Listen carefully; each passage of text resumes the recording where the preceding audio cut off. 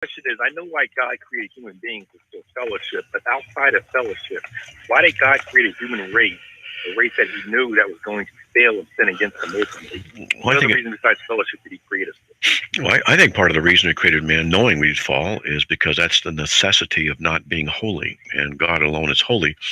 And in the fall, He can rightfully, based on His character, urge all people to come to repentance, because it's the right thing to do, even though so many people are enslaved to sin. And through all of it, He was able to work history in such a way that the Son was crucified, and by it we are redeemed. So I think there's a big issue, a lot of things intertwined. That's just my thinking out loud.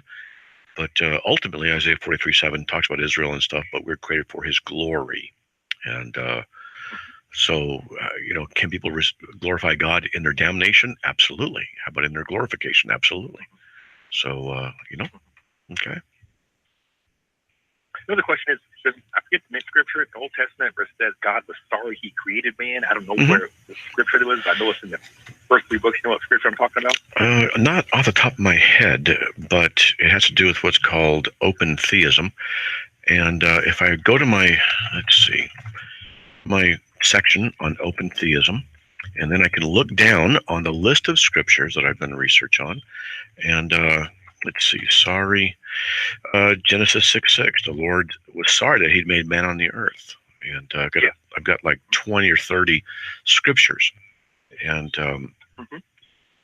but so His sorrow is something that He experiences in real time. Sometimes we think of God as the infinite being who won't feel anything when it comes about because He knew it. Well, it doesn't work like that. We are made in the image of God. And, when my wife and I had children, we knew that there were going to be times when our children would really disappoint us. And lo and behold, when it happened, we were truly disappointed. Knowing it was going to happen didn't mean we weren't disappointed when it did happen. So God undoubtedly was sorry that for the sin of man, and was not happy about what they had done. He was grieved in His heart, which is what it says in Genesis 6:6. So that's all that's going on there. He's just, furthermore, it's what's called an anthropomorphism, that God is speaking to us in human terms we can understand. And that's why it's like that. Okay? Gotcha. Okay, so quick summary. He created us for fellowship and for His glory, basically. Those are very simplistic ways of saying it, and there's more, but yeah, that'll work. Those are two good reasons. We could say that that's part of it. Fellowship was sufficient in the communion of the Trinity. There was no lack of fellowship within Him.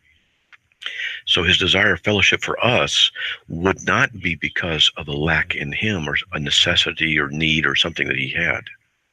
So it would have to be, I think, more accurately, an extension of the nature of love. Love is to give, it's other focused.